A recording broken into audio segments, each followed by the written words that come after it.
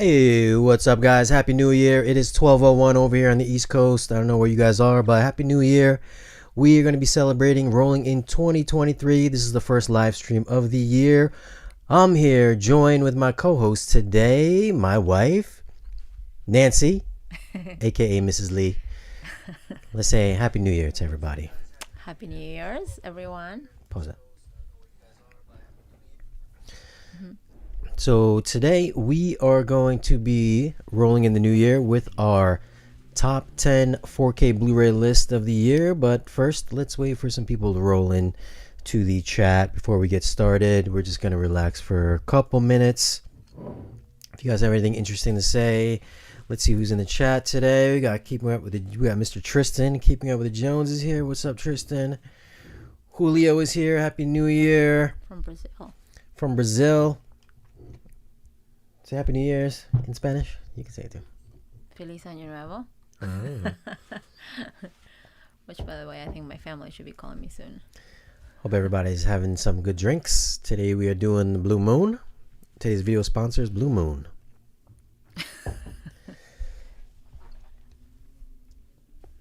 We got Juggernaut, Cesar Lopez, Aaron Toolman. Just watched Violent Night. Have you seen it?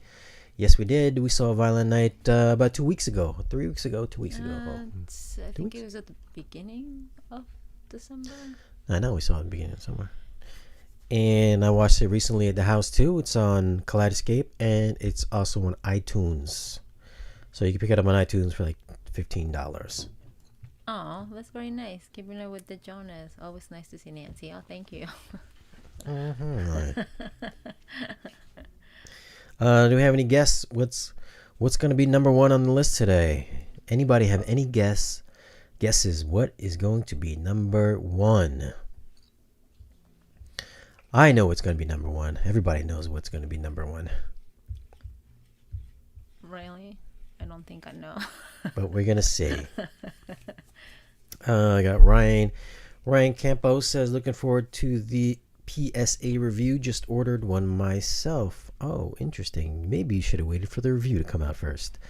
When will we get the first impressions of the AV10? Well, I may be going there this week to go check out the AV10. They don't have the room set up 100% just yet. So we will, I'll be checking that out probably in a couple days when the new year rolls in. Because right now it's just in that empty space in the studio. So SN Paggy says it has to be Maverick. So you think number one's going to be Maverick? Huh. Interesting. I knew people were going to say that. It has to be Maverick. Okay, let's get this started. Let's get going. What's up, guys? Welcome back to the channel. Today we are going to be going over... Hold on, let me start this over. Just me first. What's up, guys? Welcome back to the channel. Today I'm going to be going over... What's up, guys? Welcome back to the channel. Today we are going to be going over the top 10 4K Blu-rays of 2022. Keep in mind that I have not reviewed every single movie to come out this year, so there's going to be some titles that I've skipped. I've also not done any really classic movies. I know a lot of you guys out there like those older classic films from like the 50s, 60s, and before. I personally don't think those movies will ever push the limits of your display or your audio systems. Let's face it, some of those movies were shot in stereo, some of them were in mono, and you know, the newest technology nowadays is going to be Dolby Atmos, DTS-X, so object-based audio. Those titles, no matter how good they remix them, never really sound that good, except for maybe Star Wars. So those older titles are not going to be on this list. Usually, typically, current day films are what's going to be on my list. If you guys want the older classics, there's many other channels out there that can provide that for you. Not here. Only the latest and greatest on my channel. That's what you're going to get here. And this list is also only about audio and video quality. It doesn't take into consideration how good or bad the movie is. The movie might suck.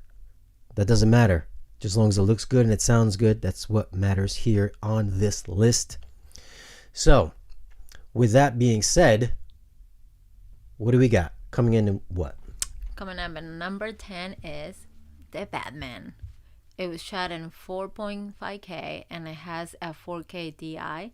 The aspect ratio is 2.39 to 1. So that's it. Number 10 is The Batman. This was a great movie that came out earlier. Well, not earlier this year, but I think towards the middle of the year. This is a very dark movie. The black levels are somewhat raised. I wouldn't say they're the best black levels out there on all the titles that came out this year. But it was a stylistic choice. I think if you have an entry-level TV, a subpar TV, maybe a lower-end LED TV, it might struggle with some shadow detail. Other than that, the detail is fairly, I don't want to say crisp, somewhat soft. It's got a very filmic look to it because of the way they shot the movie. So it does have a very specific look, but I think for the look that they were going for, they definitely hit it on all the right marks. And of course, the audio is in Dolby Atmos, which is also a dynamic mix. It's got some really great bass in it as well. Probably the best part of the mix is going to be the score, so the music is fantastic sounding. There's some really good demo-worthy scenes in here, specifically the chase scene where the Batmobile ramps up. One of the best scenes, I think one of our favorite scenes in the movie when we saw it at the theater, and also here as well. Definitely a demo-worthy scene. Like I said, it's a dynamic mix, so it's got a very nice atmospheric feel to it. Nice little subtle effects here and there. And you're probably hearing fireworks in the background because it is New Year's, so disregard that. And yeah, so the best part of the mix is, of course, the audio mix. As far as ratings wise, the Batman, I gave it an 8.5 for video and a 9.5 for audio, which, if you add them together, equals a 9. So, out of all the movies I did this year, that comes in at number 10. Definitely a demo-worthy disc if you guys want to pick it up in either digital, 4K Blu-ray, or if you are fortunate enough to have a Kaleidoscape, you can pick it up on the Kaleidoscape as well. So number 10 is the Batman. Nancy, what do we got next? Okay, number 9 is the Ghostbusters Afterlife. It was shot in 4.K and it has a 4K DI.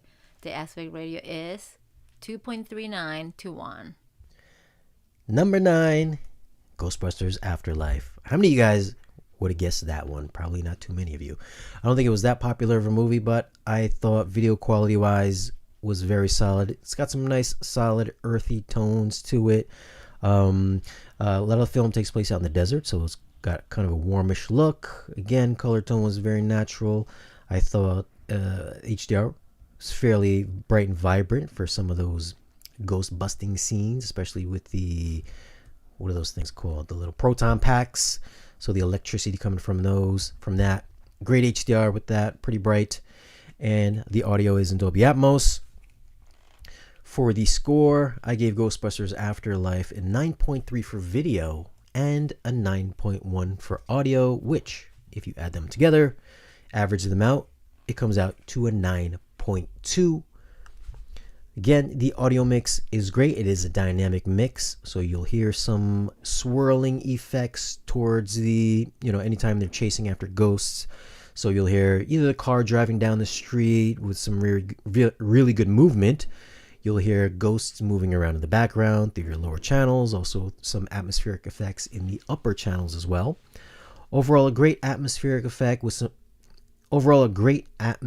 mix with some good movement in the surround channels and also in the Atmos channels as well. Standout mix. I think you're going to like it if you have a proper setup. Again, video quality 9.3 and audio a 9.1. Great movie, fun little movie. Some cameos from the original cast as well. I really like that movie. Yeah, it was good. It was a good movie. Nancy, what's up next? Number 8 is Moonfall. It was shot in 8K and has a 4K DI. The aspect ratio is 2.39 to 1. This is everyone's favorite movie. I know it. It's a fun movie. Doesn't make too much sense, but Halle Berry's in it. And so is the guy from The Watchmen. Patrick Wilson. Fun movie. Overall, video quality for this one, I gave an 8.6. Audio, I gave a 9.9. I think that might be the highest audio rating I gave. No, that's not true. 9.9, almost a perfect score for that. This is just an over-the-top mix. Let's talk about the audio first. It's in Dolby Atmos. One of the craziest mixes on this list. Fantastic bass response. So if you have some giant subs or multiple subwoofers, if you only have one subwoofer, I would recommend you pick up another one, because you're going to be missing out on a lot of LFE, low frequency response, because this movie just digs down low and just hits hard. So if you guys want to show off your subwoofers, this movie definitely will do that for you. Of course, since there's so much going on in the movie, aliens flying around. I don't think you guys, if you guys listen, spoiler alert, if you didn't see the movie, there's aliens in the movie. I don't think they let you know that in the trailers, but there's some alien life in the movie. So much action going on in this. Things blowing up. It is, just like Independence Day / Day After Tomorrow, that kind of big action feel to it. That's what you're going to get with this movie. Full on Dolby Atmos dynamic mix. It's going to push your audio to the limit, your system to the limit. Definitely pick this up. Demo worthy disc, reference quality disc, I would say. And then for the video quality, which I gave an 8.6, probably not the strongest on the list, but it's still good enough to make the top 10. Great HDR, great black levels, a lot of image depth and pop. Contrast levels are really deep as well. Crispy in some parts. The only really negative thing I would have to say is that the CG is kind of shoddy. There's a lot of scenes in it that look like it came from maybe the 1990s. But overall, it is a pretty crispy transfer. And Halle Berry, if I wasn't married, I'd probably marry you. You're still looking good today, girl. You're looking fine today, girl, Halle Berry. Nancy, what's coming up next? What's next on the list? Number 7 is Infinity. Wait, what movie is that? I don't think I watched that one. It was shot in... number 7 is Infinite. Oh, Infinite. Okay, I don't think I watched that. Oh, okay. It was shot in 4.K and it has a 4K DI. The aspect ratio is 2.39 to 1. Oh, what movie is that? So number 7 is Infinite. As Nancy said, it was shot in 4.5K with a 4K DI. This movie, I don't think a lot of people saw this movie. It was on Paramount Plus for a while. I'm not sure if it's in 4K on Paramount Plus or not, but it is on 4K Blu-ray. I think it took a few months to make it over to 4K Blu-ray, because it premiered on streaming, I believe. And then a few months later, it came to physical media on 4K Blu-ray, and also on that Kaleidoscape. But great movie as well. The black levels, I'm trying to remember here. The black levels are pretty solid throughout. Maybe slightly raised in certain parts, but a very natural color palette. HDR is pretty good as well. Not the brightest movie on the list, but I did give it a...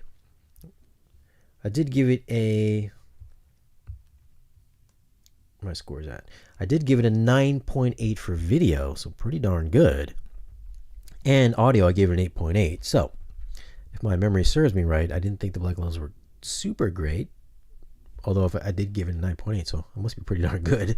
I do recall it having a pretty natural color palette as well. Some strong HDR in parts. Not quite Aquaman levels of brightness, but it is pretty crispy in certain areas. The CG was okay, but overall, a pretty sharp, crisp transfer. Audio, dynamic mix, Dolby Atmos. There's a lot of effects in it, some swirling effects, a lot of good Atmos height effects as well. Not the strongest audio on this list, but it is very dynamic in the parts that do get busy, specifically the car chase scene with Dylan O'Brien at the start of the movie and towards the end of the movie as well. There's some pretty good dynamic effects. I think there's also one part where Wahlberg falls onto one of the car hoods in the movie, and you can feel some like wind and atmospheric effects in that particular scene as well. So really solid mix overall. Not quite a 9, but still pretty strong with an 8.8. Overall average score, that got a 9.3, which makes it come in at number 7. And up next, what do we got, Nancy? Number 6 is Resident Evil Welcome to Raccoon City. It was shot in 3.4 and a 4.5K, and it has a 4K DI. The aspect ratio is 2.39 to 1. This one, I don't think a lot of people saw it because it didn't have Mila Jovovich in it, but I felt like this particular movie followed pretty closely to the game. It was a good mixture of maybe Resident Evil 1 and 2 from the game with certain characters and some plot points, I think, so they mixed it together. This is a very dark movie. If you have an OLED, this will look really good on an OLED television set, or if you have a really good top quality mini LED set. So the black levels are great in this movie, really dark to the point where it looks like it might be crushing some detail. But if you have a capable television set, then you should have plenty of shadow detail down low. The HDR is pretty strong as well because it contrasts really nicely with those black levels. Not the most colorful movie because it does have kind of a muted color palette because it's a dark movie, so the blacks really pops. So blacks really pop, the reds really pop, the specular highlights really pop because it will shine really brightly against that deep black level.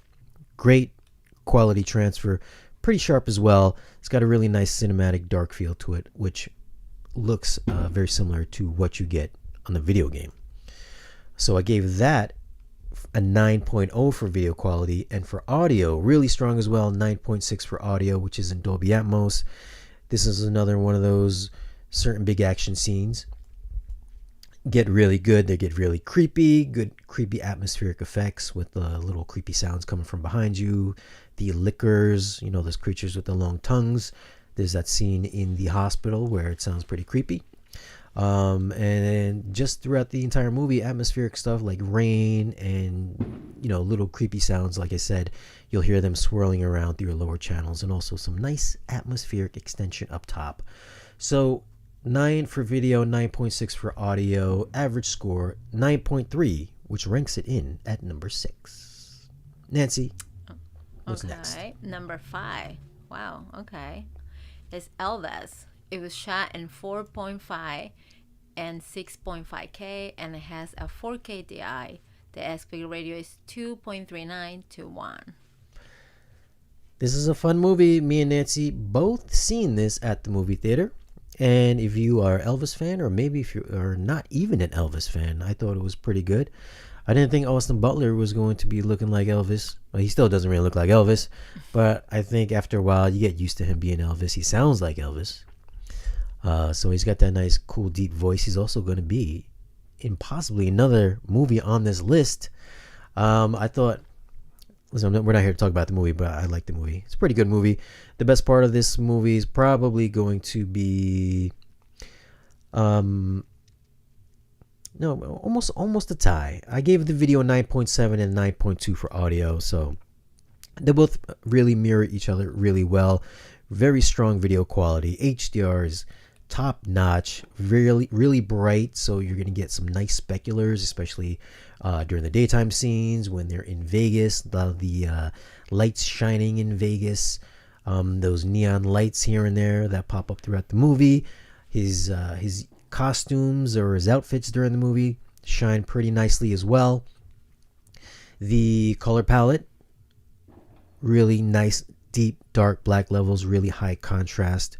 Colors pop, reds pop, primary colors pop. Everything just looks great in this movie. It's really crispy as well, so super sharp, really sharp detail. If you want to count Austin Butler's strands of hair, you can do that. The man's he's a good looking guy as well. He looks a little bit like Elvis, but not really. But really good detail. Audio, of course, super strong. If you're a fan of Elvis, the music is great. Really solid bass levels as well. Really nice wide sonic soundstage, especially during some of those concert scenes, which I think is going to be the strongest point of this mix.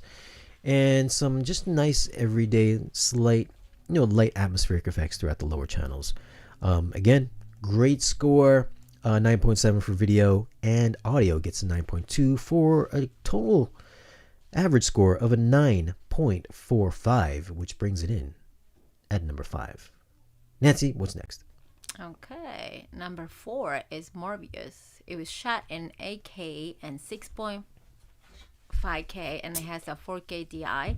The aspect ratio is 2.39 to 1. This movie was so popular they released it twice this year in the theaters. It came out first, I forgot what month it was, but it was so popular it got re-released again just to up its budget.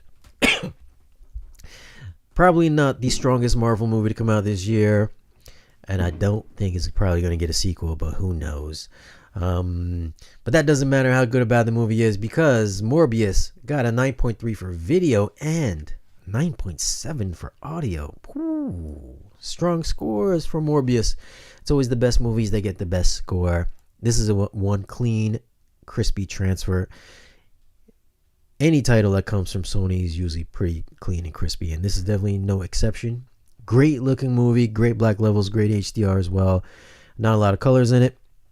Details really good, super crisp, like I said.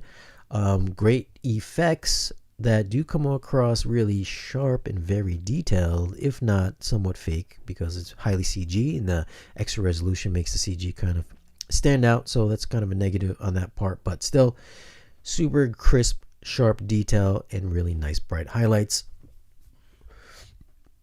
Audio quality is in Dolby Atmos. I gave it a 9.7. This again is somewhat of a big action film, and those big action set pieces have some really deep bass, especially when he's kind of like zipping in and out. There's that big low end frequency response every time he like kind of goes into his speed mode or whatever it's called. Good atmospheric effects when he's kind of floating around in the different areas, when he's like climbing on the ceilings and stuff like that. You'll hear him there. There's that one scene with the swirling effect where he's in that chamber, I think, and you can hear all kinds of stuff floating around the room. It's a dynamic mix.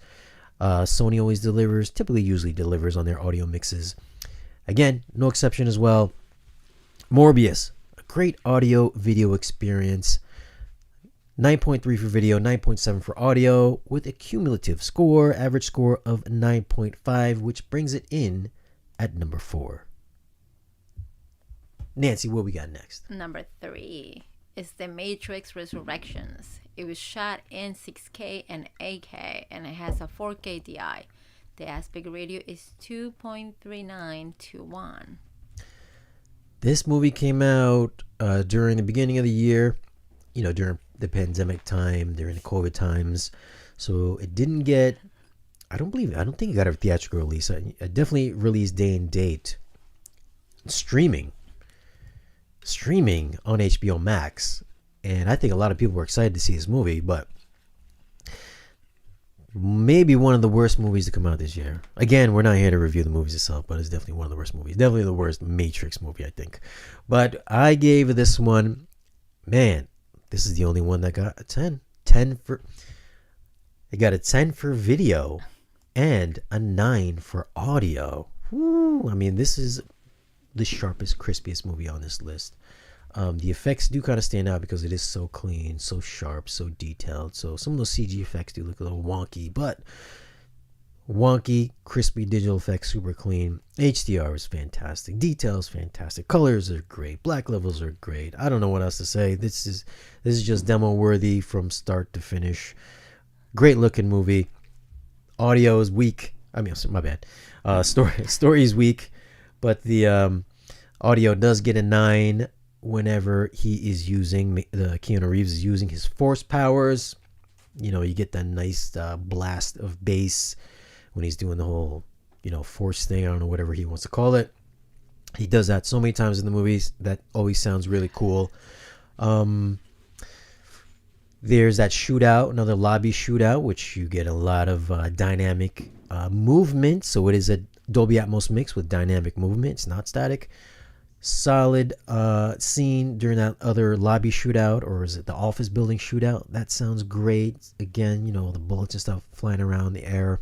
And that is, it got a 9 for audio. I think it felt, this is a Warner Brothers mix, so typically Warner Brothers always delivers, especially if it's a DC movie. But Warner Brothers always delivers on their transfers, unlike the Disney stuff. So 9.0 for audio, 10 for video, with a cumulative score of a 9.5. Pick it up if you have a solid display and you want to show it off. Pick up Matrix Resurrections. Just pick it up for the eye candy. Don't pick it up because you like the movie. Nancy, what we got coming in next? I actually really love this movie that is coming next. Number 2 is Dune. It was shot in 4.5K and it has a 4K DI. The aspect ratio is 0.3921. You know what? I thought this was going to be my number one this year, but it wasn't my number one this year because something took it out of number one spot. Definitely one of the strongest movies, just like The Matrix. This got a day release on HBO Max towards the beginning of the year. I was happy when these movies came out because I didn't have to go to the theaters. Although I probably would have liked to have seen it at the... Actually, we did see it at the theater. Yeah, we saw it at the theater. We did see it at the theater, but I don't think we saw it on IMAX. We saw it at the BTX over here in Trumbull, Connecticut. Still a large format theater. And this actually looked better here in my home theater, in our home theater, rather than it did at the cinema, because we saw it at the BTX. BTX in this town is not the best theater, but it's still pretty good. It's got pretty good sound. But Dune, I gave this one a 9.7 for video and a 9.9 for audio. Video quality is really strong as well. Very much like the Batman, which I believe had the same cinematographer, if I'm not mistaken. They both used a process where they shot it on film. Or they both used a process where they shot it digitally, transferred it to film, and then went back digital. So they went digital to give it the clean digital look, transferred it to film so it has the grainy texture to it, and then scanned it back digitally. Sounds a little bit weird, but as you can see, it looked pretty good for what we got. Not the most colorful movie. It takes place out in the desert, of course. There's a lot of browns, a lot of blacks, a lot of sepias, a lot of oranges. So, if you're looking for a super high contrasty, colorful movie like Aquaman or The Grinch or something, this is not going to be the movie for you. But for what they wanted to accomplish, this is a demo-worthy disc. It's a fantastic disc. Great detail. A little bit of grain, a little bit of softness to it. Black levels are not the most solid looking. There's slightly raised parts, very much like Batman. But the detail is still fantastic. The CG and the worms look like real life.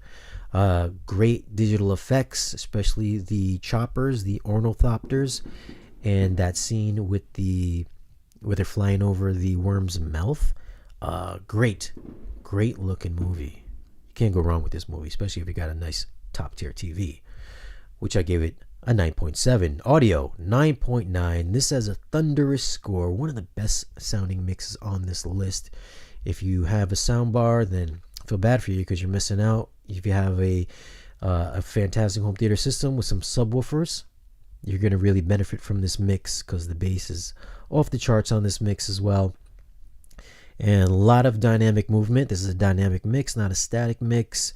Very atmospheric, very bombastic, especially during the action scenes. There's that battle scene out in the desert where the troops are all fighting each other. You'll see and also hear a lot of action going on, not only in the lower channels, but also in the top channels as well. Missiles and all that flying through the lower channels, blown up in the height channels, and also that scene with the ornithopter where that Timothy Chalamet and the mom is in the chopper towards the middle of the movie. You're gonna hear some debris and stuff hitting the inside of the chopper, which gives you a nice immersive effect. Great sounding movie. 9.9 for audio, 9.7 for video, with an average score of 9.8, which brings it up to number 2. And what is next? Kicking off at number 1, Nancy. What do we got now? Someone already mentioned this one. Actually, only one person I saw it. Number 1 is Ambulance. It was shot in 6K and 8K, and it has a 4K DI. The aspect ratio is 0.3921. Some of you guys knew that this was going to be number one. Some of you guys thought probably Dune was going to be number one. Some of you guys might have even thought Top Gun was going to be number one, but that was not even in the top 10 list. I don't think a lot of people saw this movie either, but it's a fun movie. Did we see this at the movie theater, Nancy? I don't. If you saw this movie, Yeah, I don't no. think I seen this movie. I don't think I saw it at the movie. Maybe I did. No. I think I saw it on the. I think I saw this movie on the Kaleidoscape. Actually, I think I bought this early on the Kaleidoscape. But this was, it's a Michael Bay movie. If you like that big bombastic sound, high visuals. Well, hold on. Score wise, I gave Ambulance a 9.8 for video and a 9.9 for audio. Again, it's a Michael Bay movie. You guys know what his movies look like. Bad Boys 1, Bad Boys 2, Transformers movies, The Rock, Con Air. He's got that high. These movies benefit from HDR and 4K because HDR in this movie is just off the charts. Super bright colors, great highlights, black levels, super deep, high contrast levels, deep, dark. Really gives you that nice, rich depth to the image. Nice, deep dimension. Bright HDR, blow out your highlights, almost crushing detail. That's what a Michael Bay film looks like.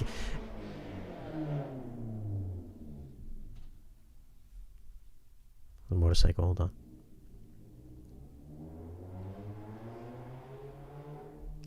Wow, someone is really celebrating.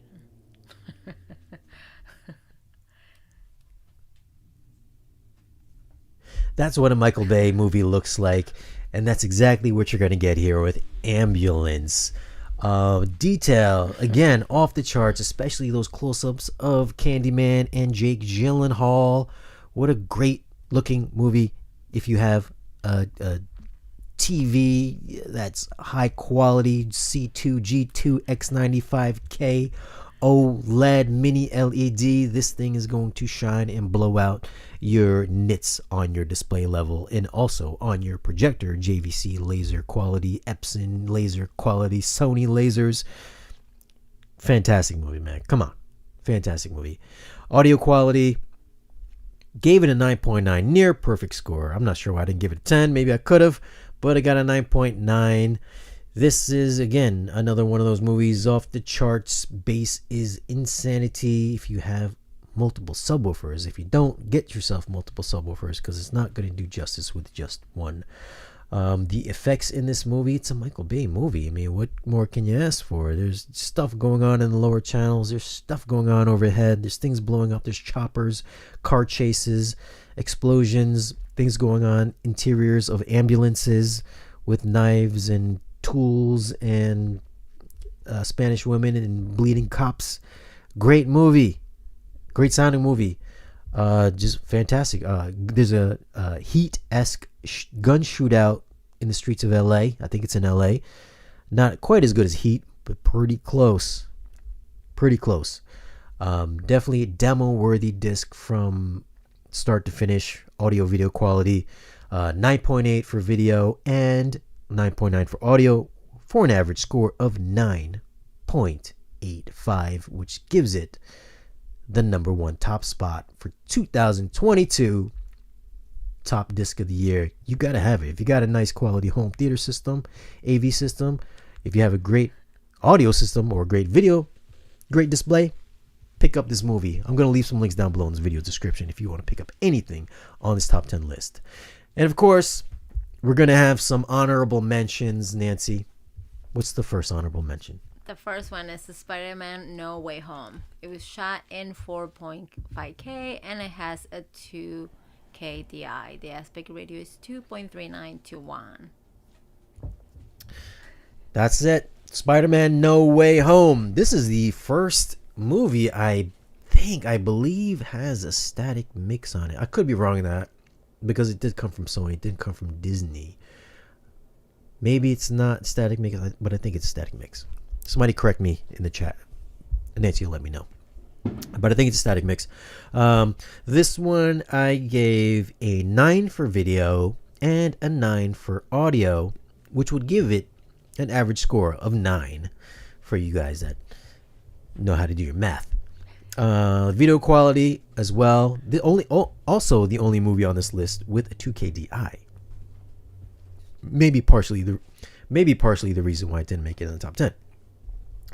But it's a little bit soft here and there, but overall detail is pretty good. It's very I wouldn't say it's the most vibrant, most colorful movie, but it's still got pretty good color to it. It looks like all the previous other Spidey movies in the Sonyverse. And audio quality, pretty solid as well. Some pretty good movement here and there. Not super aggressive, but still pretty solid bass. 9 for audio, 9 for video. Solid score. Nancy, what we got next? Okay, and the last honorable mention is the second highest grossing movie of 2022. It's Top Gun Maverick, and it was shot in 6K and it has a 4K DI. The aspect ratio is 2.39 to 1 and 1.90 to 1. It is the only movie with IMAX. Woo! The only movie with IMAX on this list. Woo! The movie I think a lot of people thought were going to be number one, but it wasn't number one. It was only an honorable mention. And why was it an honorable mention? Whoops. And why wasn't an honorable mention on the list? Because it got a 9.9 for video, which almost was a perfect score. And it only got an 8 for audio, which plummeted the score down. It took it straight out of the top 10 list. I know a lot of people that thought this movie was going to be number one because they think it has a really great sound mix, but it just really doesn't. If you think it has a great sound mix, then either you can't hear properly, or your systems are just overly juiced and not calibrated properly, or you just think you have the placebo effect that it sounds great, which it really just doesn't. It doesn't sound good at all. I actually think when I first reviewed the movie, I think I gave it a higher score than I should have, because I, much like most of the people out there, the folks out there, I think I was so happy to see Tom Cruise back as in a plane, a fighter jet again, reprising his role, that I let the emotions get to me, and I think I rated the audio higher than what it should have been. So upon second viewing, I had to I had to reevaluate my score, and I had to give it an 8.0 for the Dolby Atmos mix. I mean, there are some cool parts in it. It is a static mix. There's a couple cool parts in it. There's the thing where they do I think it's called the snake, where they go side by side and they spiral downwards. He did that with Goose's son. What's Goose's son's name? Duck. Was it Duck? I don't think it was Duck. There's that scene, and then no, it's not Duck. No, the thing that really kind of knocked it down for me was the aerial scenes. It sounds cool, but I thought there would be better movement when the planes are going side to side. I thought there'd be better overhead movement, more front to back movement, but it just wasn't that great. It wasn't that good and distinct sounding. And, I think I have a pretty good audio system myself, but it just didn't do it for me. The bass was also kind of lacking as well. I mean, if you think the bass is really fantastic, that means you got your system goosed up so loud that you just think it sounds loud. But really, if you have a really good calibrated system, the bass is lacking in this movie. So is the effects. Just not really good, distinct effects in this movie. And it's for such a good movie that I think it made like 1.4 billion and 1.5 billion at the cinemas. Only number 2 to soon to be Avatar. I'm pretty sure Avatar is going to beat it next week. But right now, it is the number 1 grossing movie, I think.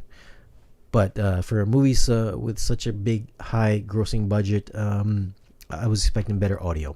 Only gets an 8. But for video quality wise, like Nancy said, it's the only movie on this list with the IMAX aspect ratio intact on the physical media. I mean, if I'm wrong or not, someone leave a comment down below.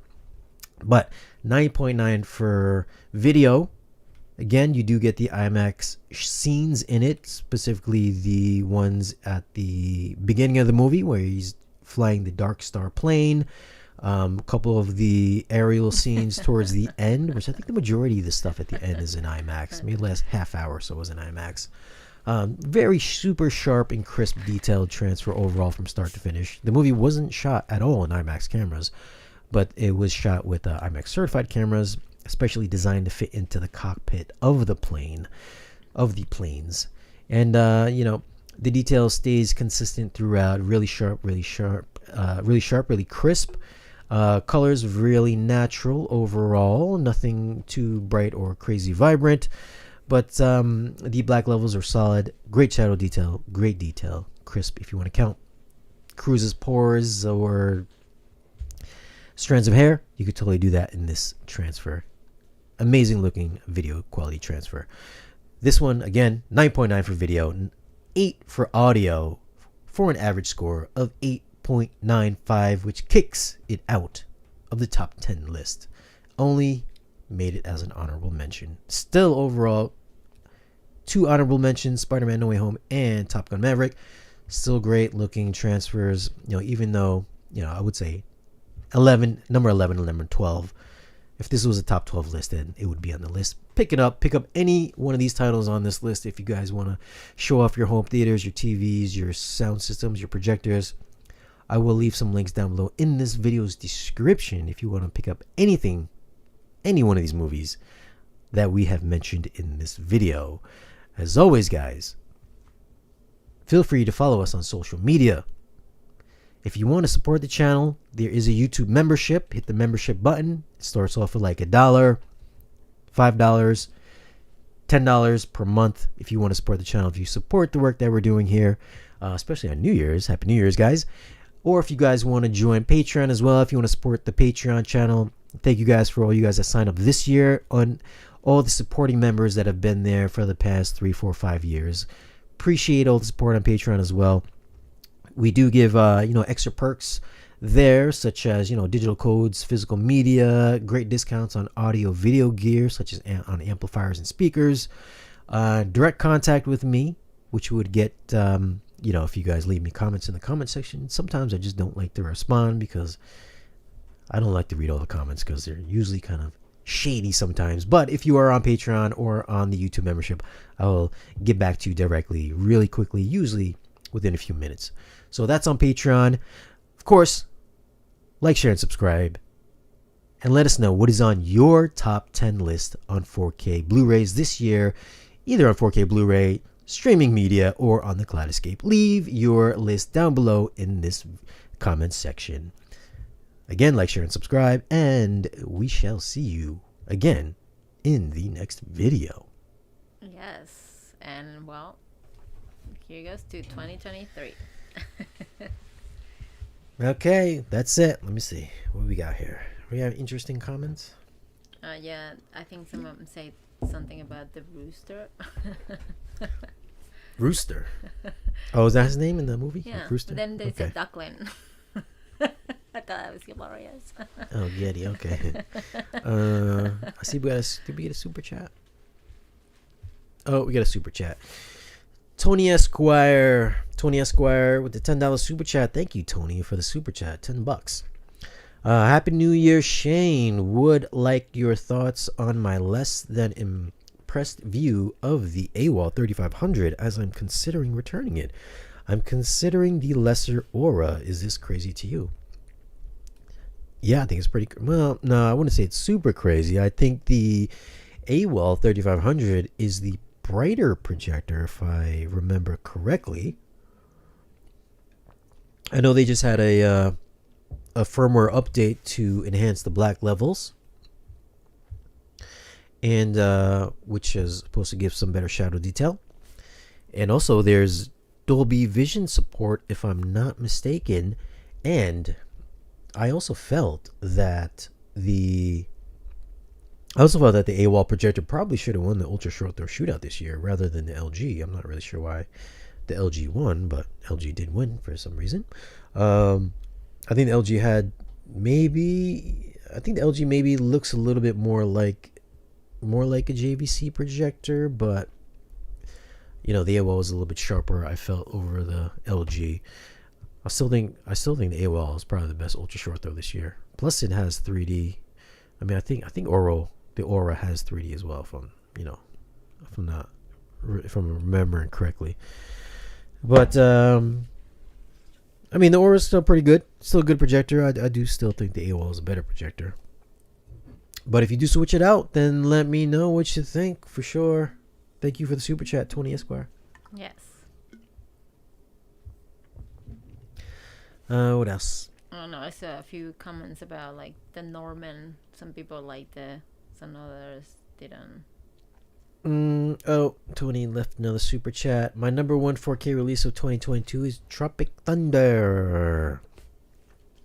Tropic Thunder is a pretty good movie. I love Tropic Thunder. One of my favorite movies. Wait, is that with what's her name? Ben Stiller? Mm-hmm. Oh yeah, and Robert Downey Jr. Right? Mm-hmm. I know. Yes, I remember that movie. Yeah, it's a good movie. I don't think a lot of people like it today Funny. because, with all the woke people nowadays, that movie's not going to go over too well. Some of you guys. So many people out there. But yeah, definitely one of the best movies come out. Too bad it didn't get a new Atmos mix.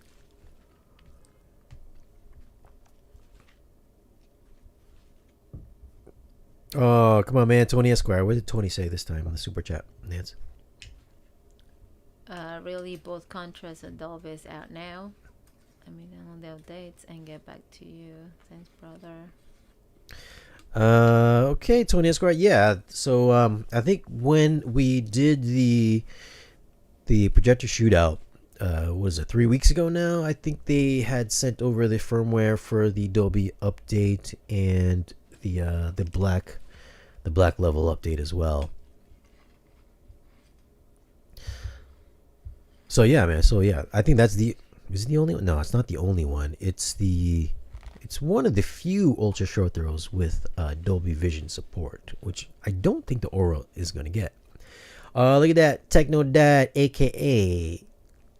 China, up in the house. LG sucks. Happy New Year, Techno Dad. You remember Techno Dad? He was at the That's what I was to say. Yes, I'm pretty sure I know who he is. Yeah, Techno Dad likes to wear the little crazy Hawaiian shirts. He looks pretty fun. Last time I met him, he was in there last time though. Yeah, Techno Dad. Techno Dad's pretty fun. I don't know if he's pretty fun, but He's not really that fun. Well, his shorts are fun.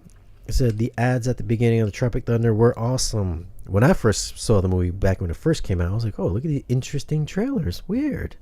Tobey Maguire and Robert Downey Jr. making this new MTV movie. If you didn't know what was going on, you might have thought those movies were real. It's pretty good. Also, listen, shout out to Tony Esquire. Thank you, man, for supporting the channel in this way with all the super chats. Really appreciate that. Any interesting comments that you see? Let's see. Oh, someone just asked you what headphones are you using in this video? Headphones that we're using in this video. What headphones are we using? These are the Sony MDR. I think these are Sony MDR ones. I've had this since I started YouTube back in like 2016. So these are they're the MDR ones, like version ones. I think I don't know what they're up to now. And then Nancy has got I don't know what those ones are actually. I don't know what they say on the side. I'll tell you. Sony. Dynamic stereo headphones, MDR 7506 professional. Okay, so she got the MDR 7506. 7506s. Those are the headphones that everybody wears. If you're watching a podcast on any other channel, those are the headphones they wear because they're super cheap. Well, not super cheap. I think they're like $80 a pair. Very neutral sounding headphones. They can take a beating. They've been sat on, crushed on, beat up, thrown around on the ground. They just work and they sound good. They sound very neutral. I think they're a very solid headphone if you just want some basic headphones. These ones are a little bit more money. These were $300 when they first came out. I'm pretty sure there's a newer version of these ones. I've had these for so long, I did have to replace the cups on them, which were like $20 on Amazon. Like these things just snap off, but after a while, the faux leather padding will break down. And I had to replace them. But it was pretty cheap, though. What else? Anything else? Mm, let's see. Everybody was like hoping that actually Top Gun Maverick will be the first movie. Top Gun. Everybody thought Top Gun Maverick was gonna be. You guys thought Well, Top some Gun? of them.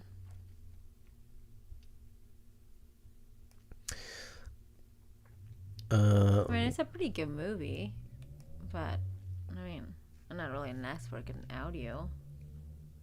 What's this? I love Nancy's voice. Shane has a good voice as Oh, well. I know who did that. I know who's Great that. combo. With Jonas.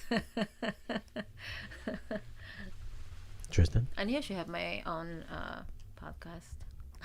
Yeah, really.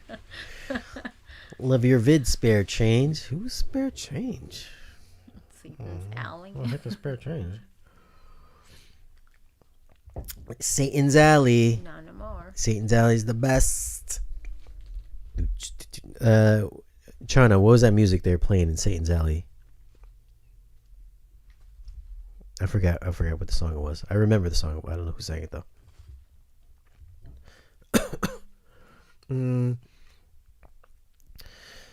Oh yeah, that's right. Chana, Techno Dad is in California, so he is. What time is it right now? 1 o'clock. I think he's got 2 hours to go. He's in California. Thank you, Shane and Nancy. See you in the next videos or live chat. I always like your 4K rankings. They're objective and good argument on scoring. Happy New Year, Shane. Mr. Motown. Thank you, Cesar Lopez. Appreciate the kind words. Not a lot of people like my list because I don't review every single movie every year. But listen, I do other things like speakers and stuff like that. So I don't have to always have the time to watch every single movie. Some of those guys get mad because I don't show the plastic case in the movies. But I showed it on Black Adam. I showed you guys on Black Adam. Black Adam made the list, but then I realized it doesn't come out till January, so I had to take it off the list because it came in at like number 2. So it might be number 1 next year. We'll see. Oh, that means that Avatar will be like next year? Mm-hmm. Oh, I really like that one. Oh, how many of you guys saw Avatar this year? Let's talk about Avatar. Avatar, I think, is maybe one of the best videos I did this year. I got 120,000 some views. This It's crazy. It's crazy because the videos that I don't spend a lot of time on get the most views. The videos I do 8 to 15 hours making get barely views. But the ones that I just sit and just talk about stuff, I get the most views. The craziest things. And Avatar is one of those videos. I got like 120,000 some views on it in a few days. I guess people really like Avatar. And it's a good movie. I did the review on it. Just a regular movie review. And I thought it was pretty good. I still like the first one better. But this one looks like real blue people going around, and we saw it again. Real blue people. Yeah, we saw it again. Yeah, I saw it for on the Thursday. second time, and you saw it for the 4th time. I know, saw it again for the 5th time. Yeah, saw it again.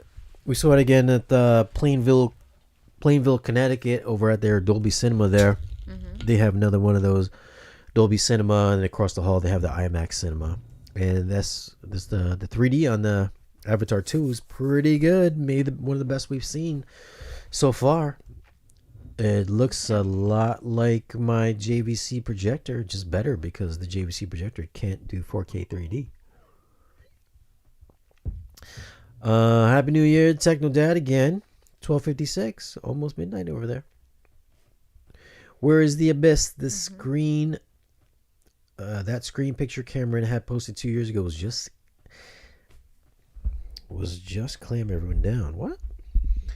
So you know what me and Brass Tacks did? We looked at all the James Cameron movies on Amazon Prime today, and all the Cameron movies are taken down. You used to be able to stream them on Amazon Prime, like The Terminator and The Abyss, True Lies. I even used True Lies on one of my speaker reviews not that long ago, a few months ago, as a demo material. But if you go back and check now on Amazon Prime, they're taken down, and now all his movies say unavailable. So maybe they're either gonna upgrade those movies to 4K for all you Cameron fans out there, or maybe they're gonna upgrade them to 4K and put them on Disney Plus in the next couple months. So that could be a little conspiracy theory for you guys out there. If you guys know, maybe the contract just ran out. I don't know. But there's a good chance that they're going to get some 4K releases on those titles. Hopefully, maybe get some upgrades as well. And speaking of Avatar 2, I'm going to have a podcast coming up, I think next month, maybe within the next 2 or 3 weeks, with the people that did the high frame rate on Avatar 2.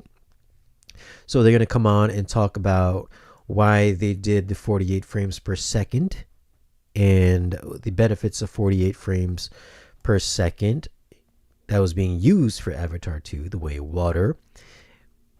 Why does it enhance 3D material? I know some people don't like it. I thought it looked a little bit weird, not in 2D, but I thought it worked really good in 3D because when we watched the movie, it looked like people were moving around in real life.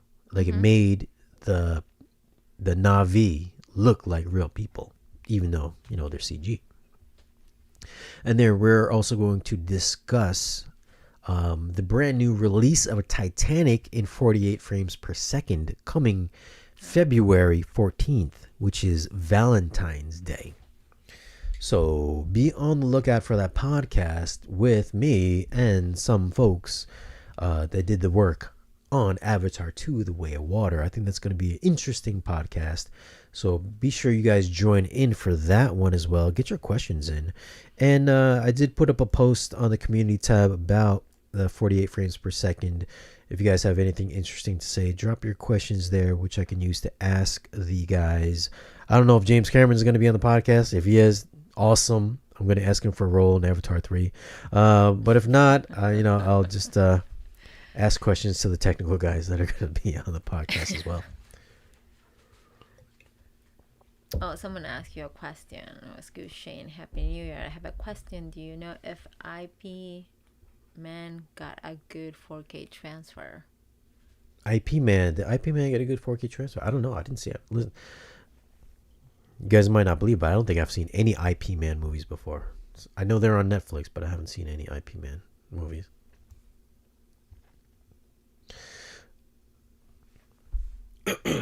Oh man, Tony Esquire. Listen, guys, we got over 100 people here watching.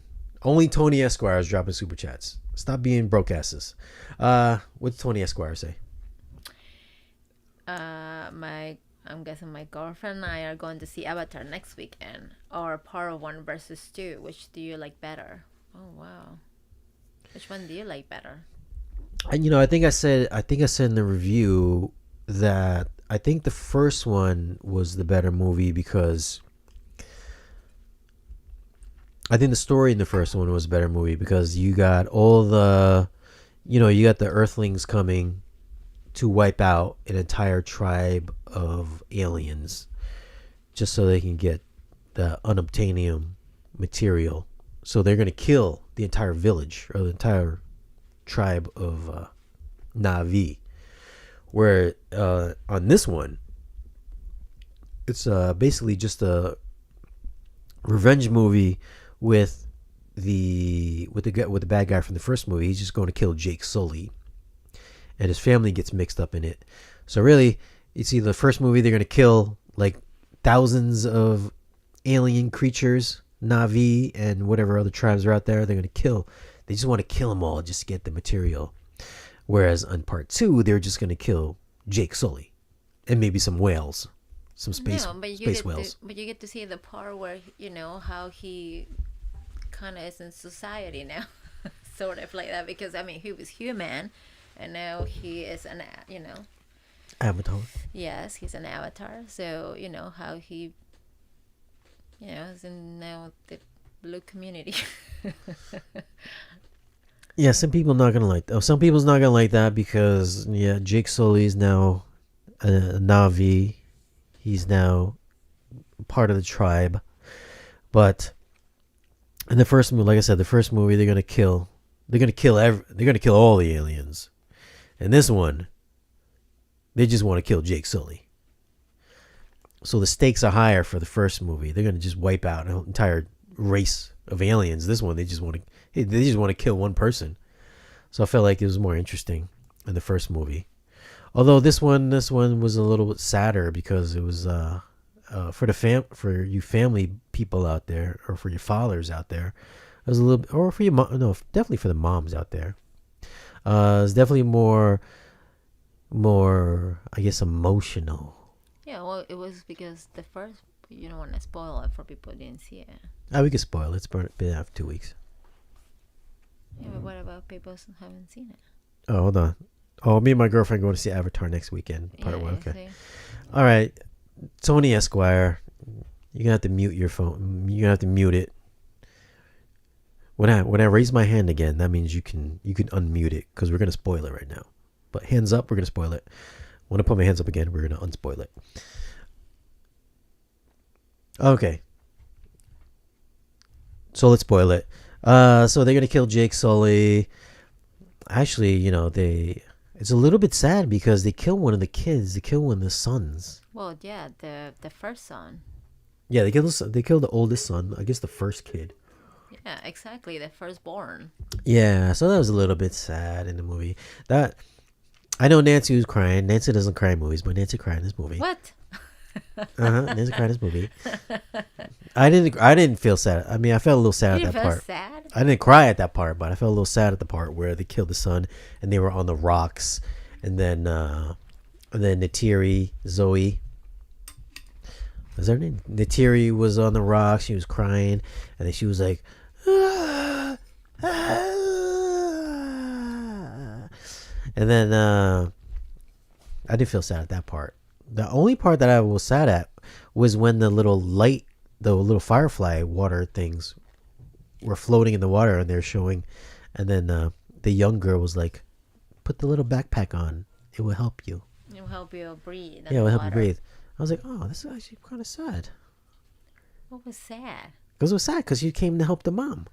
Because you could see when Neytiri was like, she's like, well, that's because she's the only one who didn't make an effort to learn.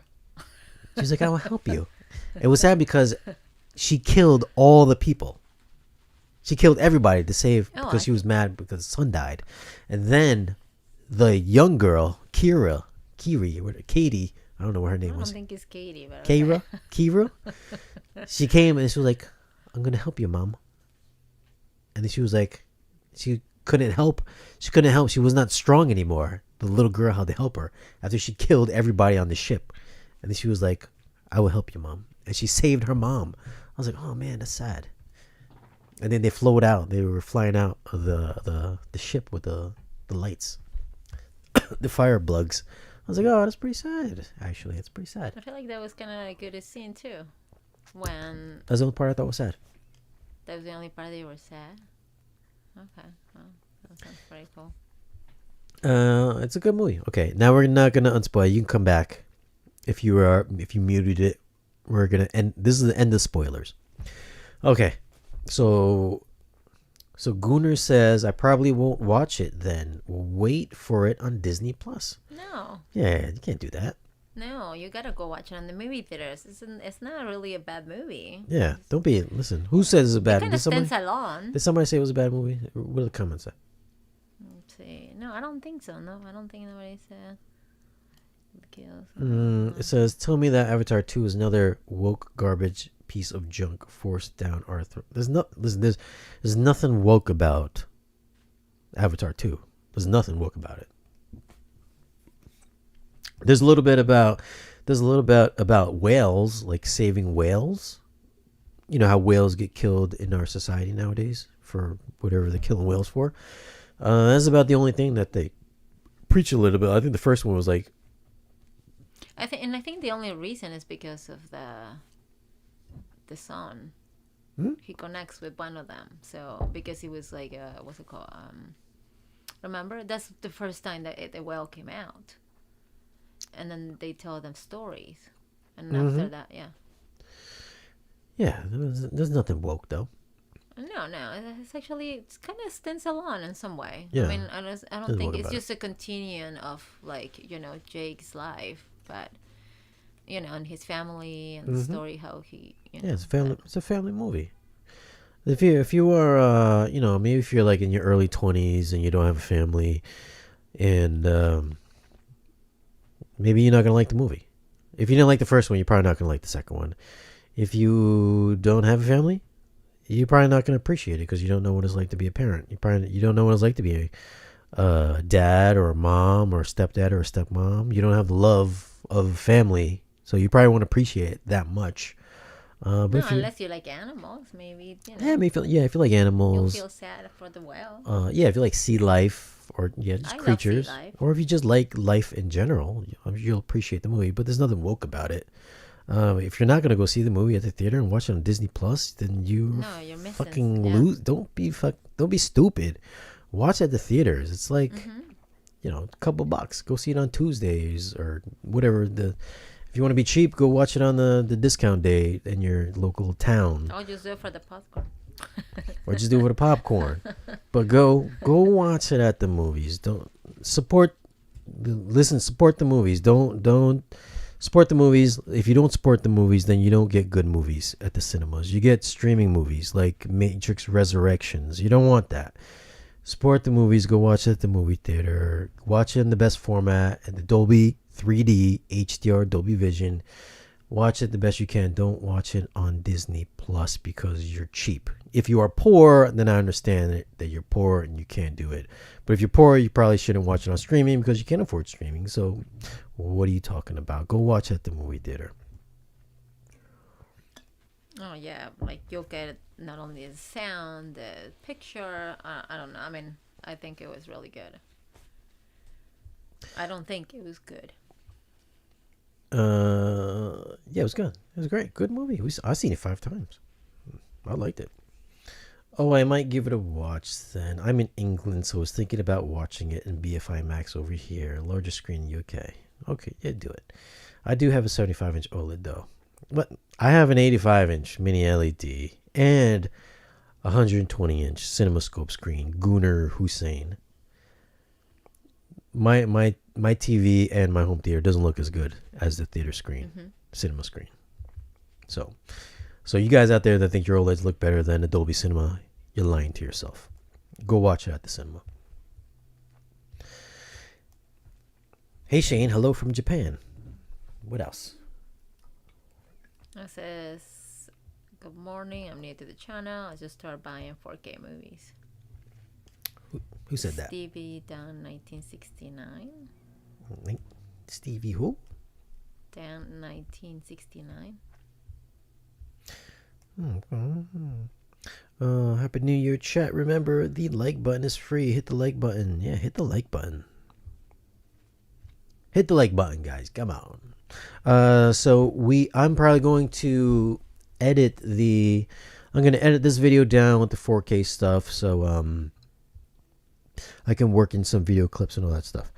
So probably not going to keep this chat up. So if you guys do have the questions, answer them now. We'll probably stay on for a few more minutes before we log off so we can eat something, since it is 1 o'clock in the morning over here. Any other questions over there? What you got over there? Do you think we'll get Avatar 3D? Whoa, 3D. Are we going to get Avatar 3D? Avatar 2 or Avatar 1? Dude. This just say Avatar. Way of Water. Yeah. Way of Water. Oh yeah, for sure. We're definitely gonna get it. Avatar Way of Water. Whoa. Yeah. This is James Cameron. There's no way we're not gonna get an Avatar 3D Blu-ray this coming year. It stinks because most of the people are probably not gonna be able to watch it because they don't make 3D TVs. But if this movie hits like $2 billion, I could see maybe towards the end of the year, possibly, maybe, there will be at least one manufacturer that puts out a 3D TV. You think? I mean, 4K 3D is a new, it's a thing. And I've seen the movie in 2K, 3D, 2K 3D IMAX, 4K 3D IMAX, 4K 3D HDR Dolby Vision, and clearly the Dolby Vision 4K 3D HDR, Dolby Vision was the best way to watch it. It's definitely better than what I saw in two IMAX screens that I went to.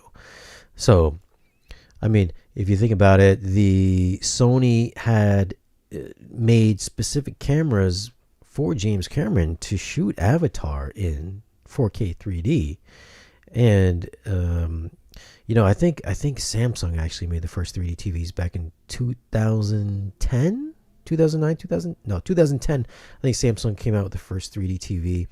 But if Sony really wants to get a jump on people, since they are the creator of this special cameras, they made the special camera bodies for this film, I could see them maybe making a 4K 3D display, whether it's a projector or a TV, maybe towards the end of the year, early 2024. I could see that happening again, maybe a resurgence, because if it's an indication that hits $2 billion, which I'm pretty sure it's going to hit $2 billion. I mean, it's going to be at 1.4, 1.5, maybe end of the week, maybe next week it'll hit $1.4 billion, and then it's not going to come out at theaters, I'm going to guess, until maybe March time, because Top Gun left theaters 6 months after release, maybe longer than maybe about 6 months after release.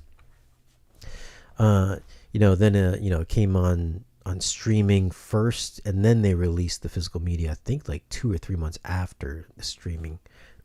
And I think it's even still in theaters now, in specific theaters, Top Gun Maverick. So I don't see.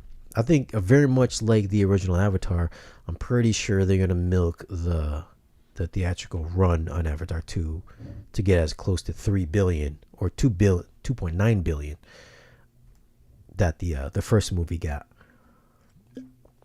which would indicate that there is a need for 4K 3D as well. So maybe we'll see 4K 3D as an official spec for physical media in the coming year. Mm-hmm. What else? Shane, you should go and see Avatar 2 20 more times to make Cameron pockets deeper. He's gonna listen. He got the number one movie of all time, 2.9 billion. It don't matter how many times I go; they're already pretty deep. Mm-hmm. Plus, I think he's got a. Doesn't he have a Rolex called the Deep Sea? Am I correct on that one? Somebody look that up. Wait, how much Avenger made? Endgame. I think Avengers Endgame made $2.7 billion. And I think Avatar made $2.9 billion. So I'm sure they're going to go back and forth and re-release each movie to one-up each other every time one of them beats the other one. Wait, sometimes I get messed up with the Avengers. Avengers is the last one, right? With the one is Endgame, and what is the other one? Infinity War. Infinity War. Oh man, look at again. that. Man, thank you. You're making you guys look bad out there. I'm gonna stop answering questions. Full disclosure: AWOL bundled a 3500 and 120-inch Vivid Storm fluorizing screen for $44.50 Black Friday military discount. I'll wait for my screen to watch content, as your advice has been excellent. Yeah, I mean, hey, listen, if they come out with Avatar, even the first Avatar looked awesome on that projector. Nancy, we saw it. Mm-hmm. We saw Avatar in the re-release, and then I came home and I watched it again. She was like, "Why are you watching Avatar again for? We just got back from the movie theater. I don't You're really watching sound like that. You're watching it again." That's when I had the AWOL hooked up in here. I mean, if you were on my Patreon there, Tony Esquire, you could have got it for a steal of a deal, half price of what you paid for if you were on my Patreon. But somebody scored a good deal on the AWOL. But yeah, if you like 3D movies, pick up those 3D glasses. It's a great looking projector. It should have been number one at the projector shootout this year. Oh yes. Wait a second. I know. Remember? I I said know. it. Told you. I said it. I know. I told you. And I'm not an expert on projectors or anything, but I actually like that one. Happy New Year's, guys. Have you seen Smile 4K? Love the movie. Tempted. Did you like Smile, Nancy? Okay. Did we see that movie Yes, we together? did. We see it in the movie theater. Remember? I covered my eyes when they smile so creepy. Yeah, we saw Smile. Yeah, we saw Smile. I thought it was okay movie. I didn't watch it at the house because we saw it at the movies. Mm-hmm. I didn't think it was good enough to watch it again at home. So I guess I hear it's pretty good on the 4K on the Blu-rays on the streaming, but that wasn't a movie that I thought was good enough for me to watch it again. I did pretty good at the movie theater, box office. So I think it's pretty popular. I just didn't think. I thought it was pretty average, so I didn't bother to watch it again. I guess if you like horror movies, then it might be pretty good for you. I heard Avatar 2 might actually release quite early, though, on Disney Plus, like the end of January, according to some reports. So it'll be interesting to see if it does break over 2 billion. I don't think it's going to come at the end of January. My guess is going to be March. I would say Avatar comes out March time. It makes more sense to me. Yeah, it would make sense, definitely. Slash Shane Lee. Let me see. So if you guys do want to join the Patreons. What's Patreon? I just got back from deployment army, and this is the only way I know to support my favorite YouTubers. Oh man, thank you, man. Nice, yeah. Appreciate that. You could have saved yourself a whole year of super chat if you join my Patreon. So that's Patreon. Patreon. If you guys want to join, listen, you can join for $1 a month, $5 a month, $10 a month, or if you really love me, you can join for $100 a month. I've only got 1 or 2 people that love me that much. You guys really love me for that one. That's $100 a month for that one. That one I will come down and I'm not gonna do anything. But you join it for the top tier ones, $10 or $100 a month. We'll do the video chats once a month or whenever you just want to bother me. We can do some video chats, Zoom calls, StreamYard, whatever. Talk about whatever. That's on the super chat. And Craig Osterberg is part of the Patreon. Craig Osterberg signed up about 3 weeks ago, if I'm not mistaken. Craig Osterberg, thank you. Craig Osterberg is always one of the first persons to leave a comment on my videos. Thank you, Craig Osterberg. Plus, if you're a part of my Patreon, you get hearts in the comments as well. If you're part of the Patreon. Because I don't give hearts to anybody. Shane, you and Brian do any more movie dates soon? What? No, the only dates I'm doing is with Nancy with the wifey. That's why she's here. We're going to be kicking off 2023. Me and Nancy are going to be doing more stuff together on the channel. Yes. So you'll see Nancy's face more often. Showing off some boobies in the thumbnails. What? And that's what's going to be happening soon. Bullet Train 4K Blu-ray looks pretty great. By the way, yeah, it looks pretty good. It does look pretty good. Decent movie too. You see already? Fun movie. Yeah, I saw Bullet. We saw it in the together. movie theater. Uh-huh. But I think, did you see it again? Mm-hmm. Did I don't forget. I actually like the story. Did I review Bullet Train? I forgot if I reviewed it. After a while, you just forget about the stuff that you watch on YouTube. It's actually pretty good. It's a really good, entertaining movie. Yeah, I got the Brad Pitt. A lot of good actors in there.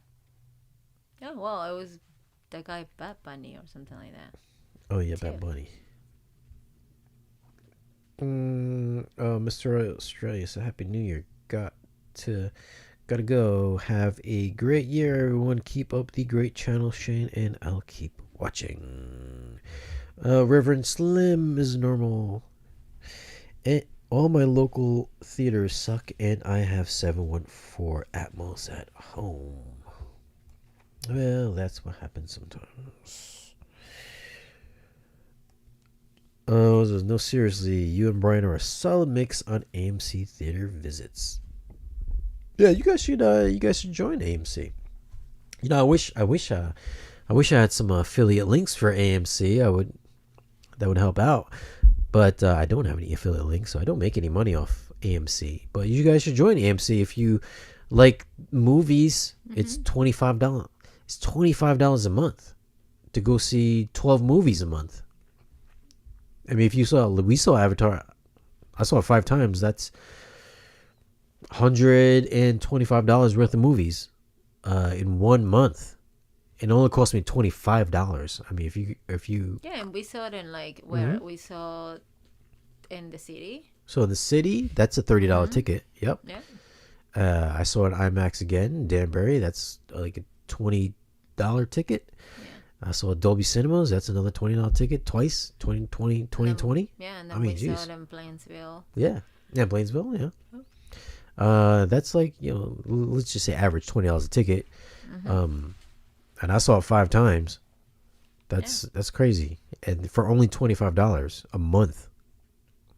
I always at least go once. We both go at least twice a month, one or 2 times a month, and you already get your money back. I mean, that's a no brainer. Yeah. And I know a lot of you guys like to get the physical media, the Blu-rays and digital and stuff like that. Like some of you guys are really all up on that. But listen, you guys wouldn't be buying physical media or streaming your movies if movies didn't come to the cinema. So you should really sign up to get one of these movie passes, movie subscription fees to support the movie theaters. So, you support the movie theaters, you support the movies make money, you get better movies, that come out on physical media, you get better movies that come out on streaming media as well. So everybody wins. It's $25 a month. It's a no-brainer. If you guys don't understand how the mathematics works or the economics work on that, I just explained it to you. Sign up. It's $25 a month. Come on. It's a stupid good deal. I don't know how they're even in business with that.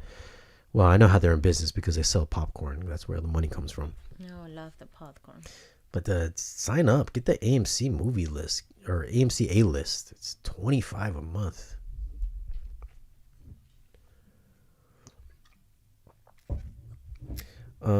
It is a sweet deal. I like to watch before I buy. No brainer.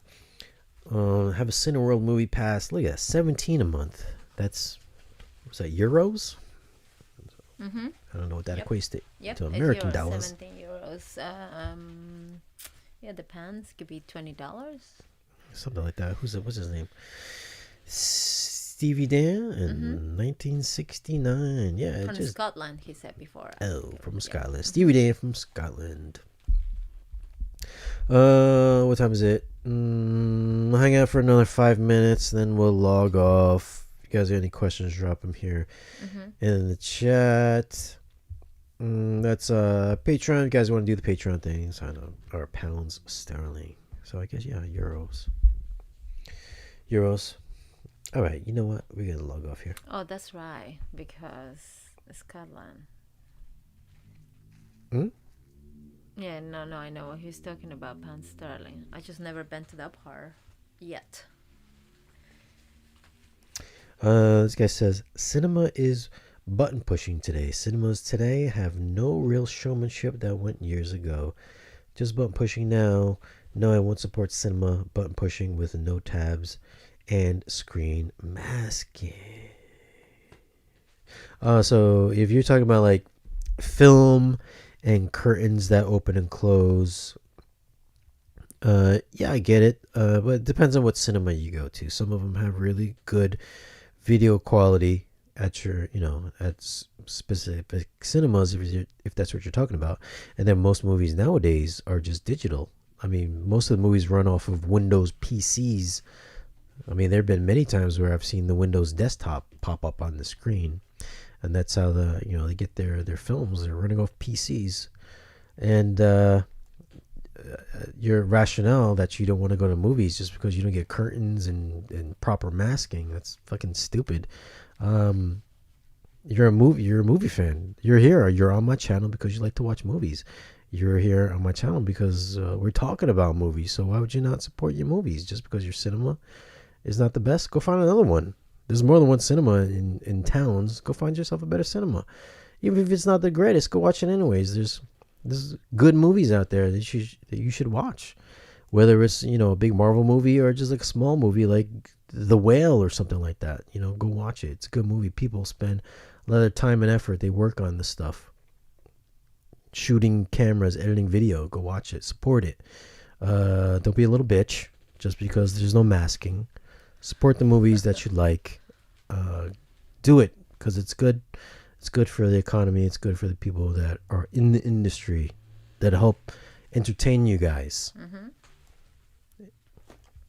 If you want good quality content when you get the stuff on physical media at home or on digital streaming, pay the money. It's a little bit of money.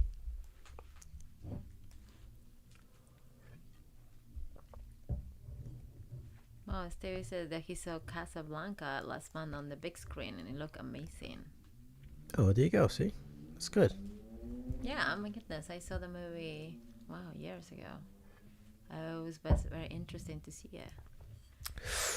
Yeah, Craig says Los Angeles AMC is $13 to $25 for one show. Yeah, it gets expensive, man. Yeah, because it's expensive in the city too. Yeah, it was like $28 for the IMAX that we went to. But good thing we had the movie pad or the subscription is only $25 during the cost of anything, really. What's up, Percy Bedford? Percy always shows up in the live streams late. What's up, Percy? We're about to log off, actually. Maybe he was celebrating the New Year's. Harrison Dietz, nice Macintosh shirt.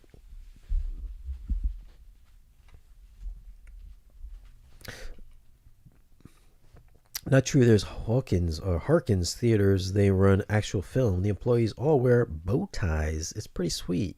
Curtain draw at every show. Well, that's pretty cool. Yeah, I haven't been to one of those theaters in a long time, but it's pretty cool if that's what you got nearby.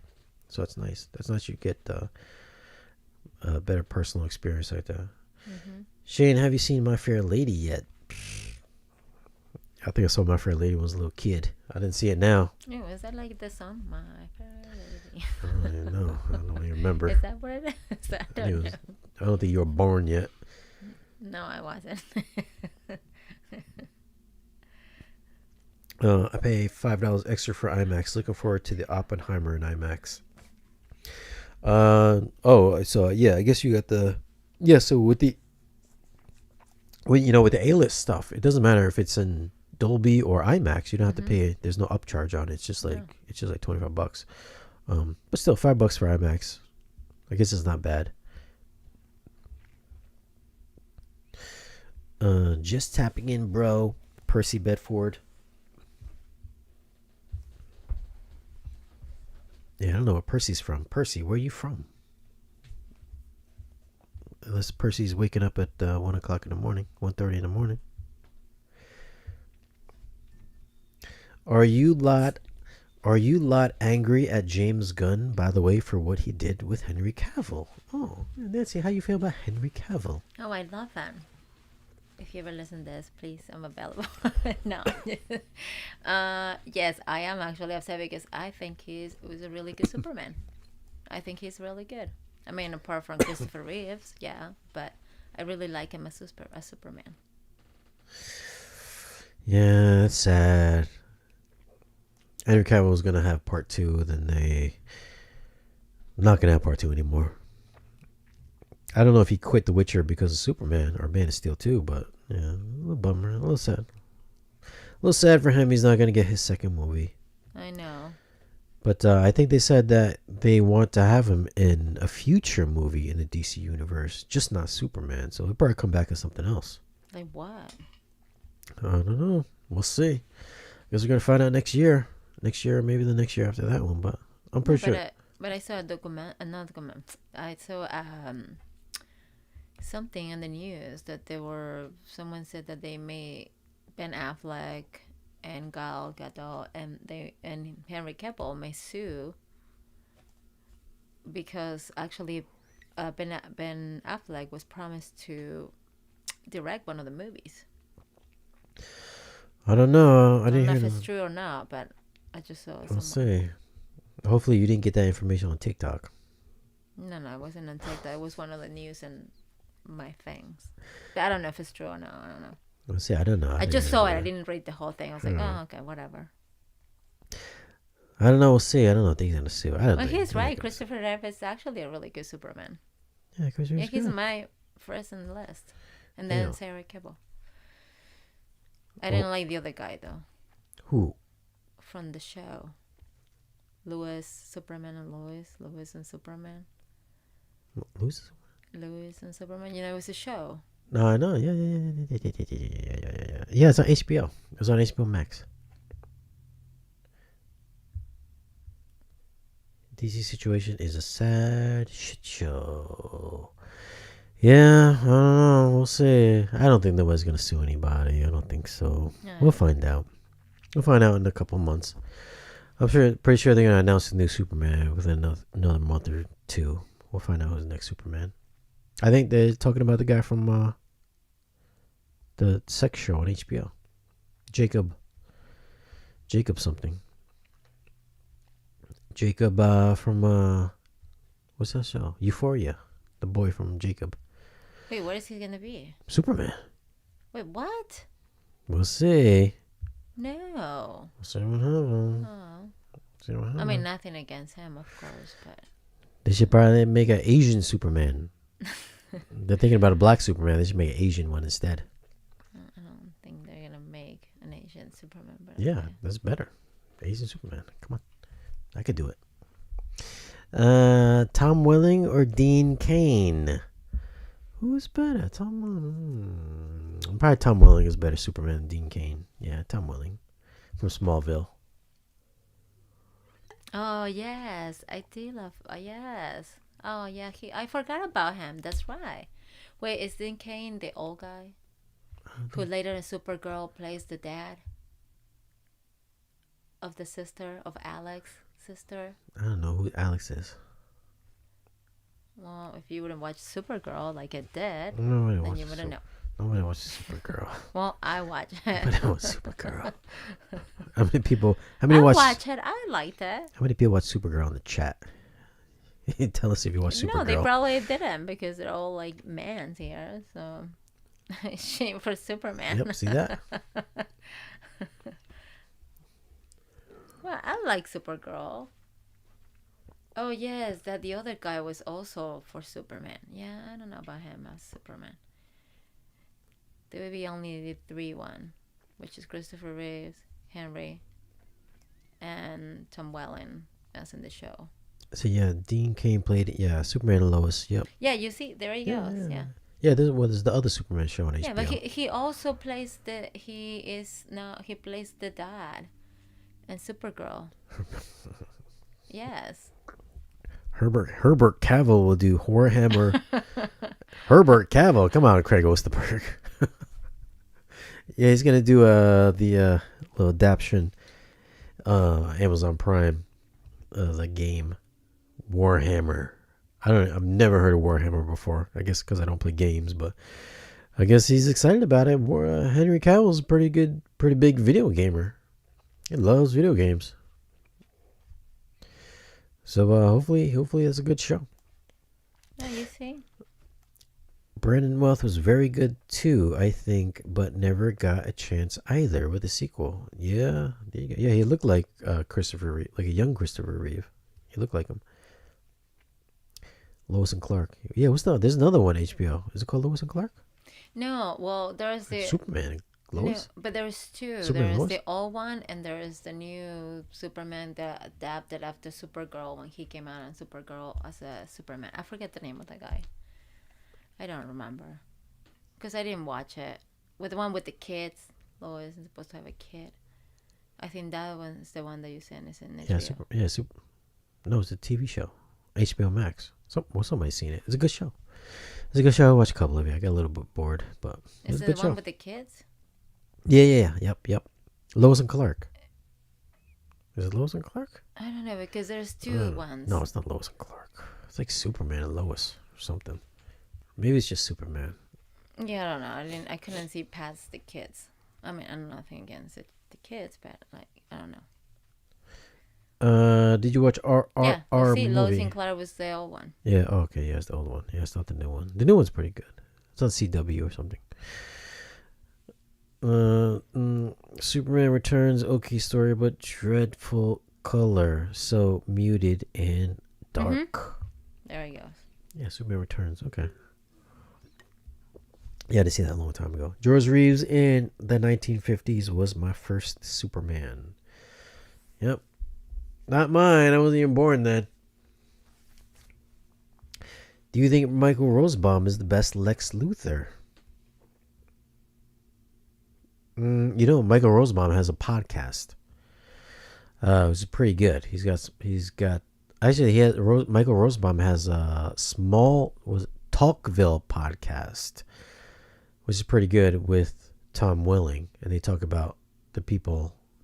They have the people from the show come on talk about each episode, so that's pretty good if you like Smallville. But do I think he's the best Lex Luthor? Yeah, I think maybe he is the best one. Because the other one was what's his name? The guy. Yeah, the one with Christopher Reeve, Gene Hackman was good, but I think Rosenbaum had more time to act because there was like 7 or 8 seasons. So, plus he looked like Lex Luthor, and I liked it. Although it was a little bit weird if you think about it. In season 1, I think he's an adult and he's hanging out with high school kids, which is a little bit weird if you think about it. Like, why is Lex Luthor hanging out with the high school kids during the whole show? Which is weird. I don't think did anybody think about that when they were watching the show? I think I had to agree. It says Werner Hussein said, "Yeah, yes, it was a freaking terrible." Yeah. I mean, that's not how I picture Lex Luthor. So. Yeah. Well, I guess we'll never know because Jesse did not get a second movie, so I guess we're never gonna know. Gene Hackman, no comparisons. I don't know. He was okay. He only got like a movie. Kevin Spacey wasn't that bad, but I don't think he was that good either. Usually in those movies, they haven't posed a threat to Superman because they're just normal guys. So nobody really did anything to Superman. They didn't have powers or super suits. So I never thought that any of the movie Lex Luthors were really powerful enough to challenge Superman. What else before we log off here? Get a couple questions in before we go.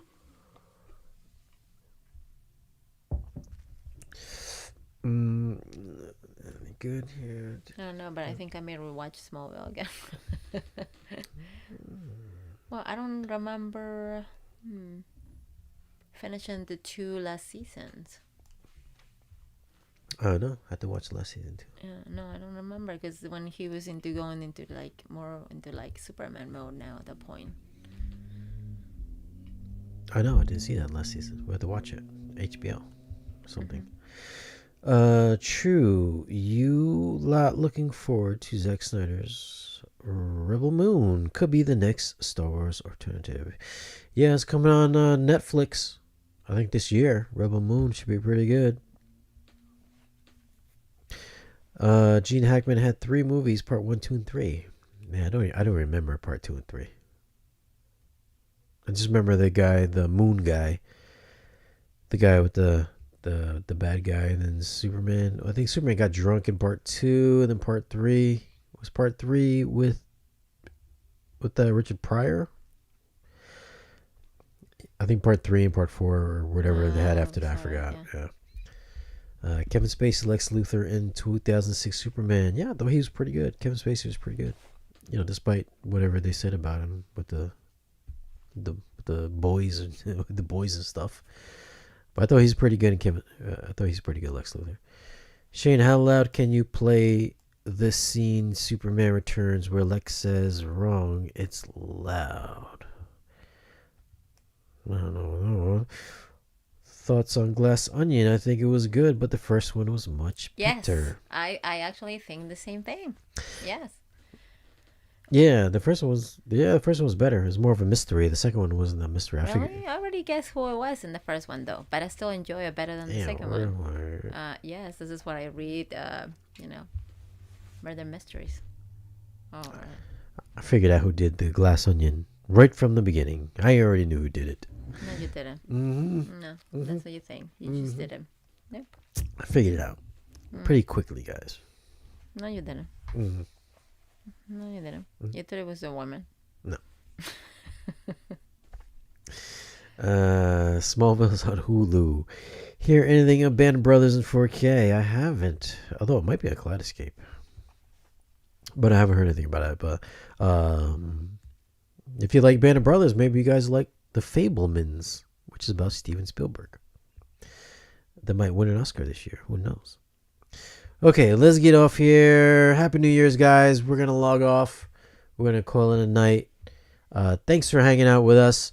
If you guys want to check out the 4K Blu-ray review, the top 10 4K Blu-rays, I'm going to put that in a separate video outside of this one. If you guys do want to join my Patreon, you could join my Patreon. Support the channel if you want to get some direct connections and good feedback with me and Nancy.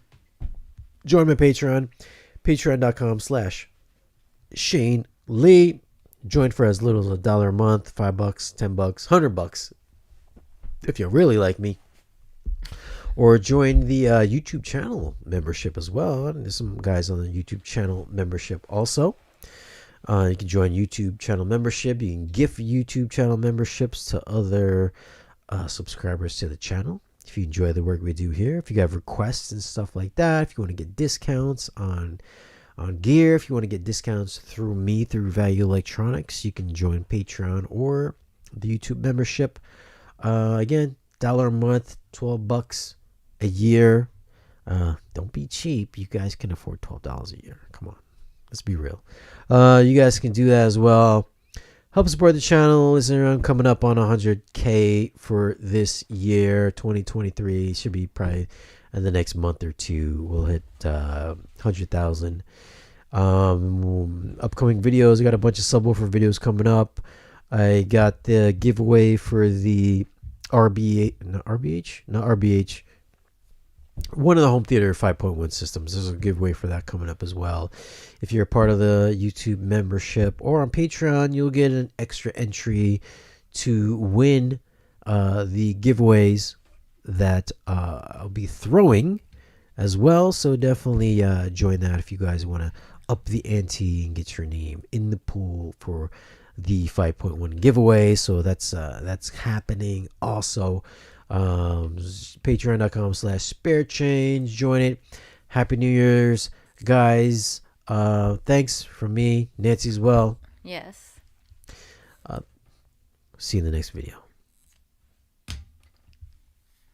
And out. Oh my goodness, I think this still hurt my hat.